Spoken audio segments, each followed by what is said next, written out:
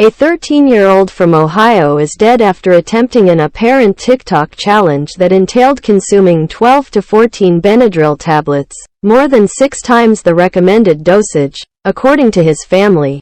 Jacob Stevens, of Greenfield, Ohio, decided to partake in the challenge with his friends earlier this month and landed in the hospital, where he ultimately became brain-dead before his parents took him off life support, said Jacob's father, Justin Stevens, on social media. "We tried to tell him to stay off TikTok. We didn't want him on TikTok.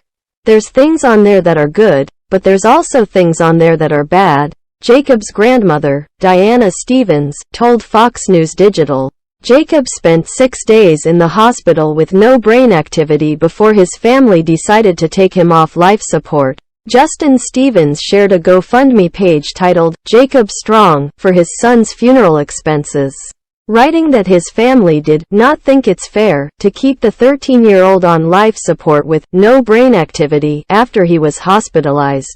The challenge to ingest 12 to 14 Benadryl pills apparently came from TikTok and was supposed to create hallucinations, but the outcome was deadly for Jacob. His friends were filming the challenge when the 13-year-old having a seizure, and they left him because they were scared, Diana explained. Just like many 13-year-old boys, Jacob loved to spend time outside, riding his bike and playing sports, but he was also very curious, and had recently started spending more and more time on his phone, watching videos on YouTube and TikTok.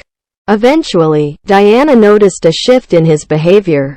Jacob got a kick out of TikTok videos, she said, and became somewhat addicted to watching them on his phone.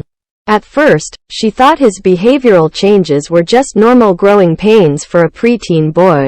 Now, she is warning other parents and grandparents to take notice when they notice changes in a child's personality. "One thing I'd like to get to parents and grandparents out there. If you know your children, if you see just the slightest little change, if they start staying away from you, I would just be cautious," she advised.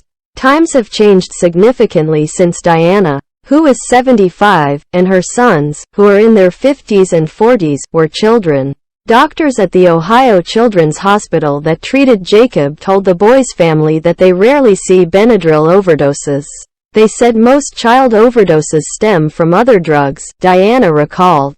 "I think Jacob kind of thought the Benadryl wasn't going to hurt him. He's had it before," she said. Jacob's funeral is scheduled for Wednesday. Matthew Bergman, an attorney and founder of the Social Media Victims Law Center, SMVLC, which represents more than 1,700 parents whose children have been injured or died through social media addiction or abuse, told Fox News Digital that the Benadryl challenge is not entirely uncommon based on what his clients have told him.